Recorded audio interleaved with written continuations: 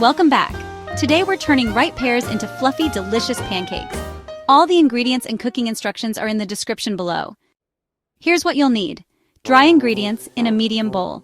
1½ cups all-purpose flour, 2 tablespoons granulated sugar, 1 tablespoon baking powder, half a teaspoon salt. Wet ingredients in a separate bowl. 1 large egg, 1 cup milk, 2 tablespoons melted butter, 1 teaspoon vanilla extract, fruit and finishers, 1 large ripe pear, peeled, cored, and diced into 1/4-inch cubes, butter or oil for cooking, maple syrup, extra pear slices, powdered sugar as optional garnishes. First, whisk together the flour, sugar, baking powder, and salt until well combined. In your wet ingredient bowl, crack in the egg, pour the milk, melted butter, and vanilla, then whisk until smooth.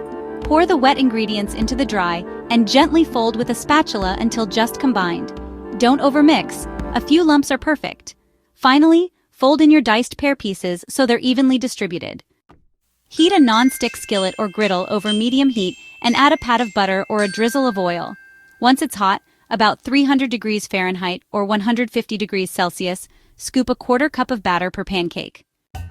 Stack your warm pear pancakes high top with extra pear slices, a dusting of powdered sugar, and a generous pour of maple syrup. For extra flair, a dollop of whipped cream or a sprinkle of chopped nuts is divine. And there you have it. Light, fluffy pear pancakes perfect for brunch or a cozy breakfast. Give this recipe a try and let us know how yours turned out in the comments. Thanks for watching. See you next time.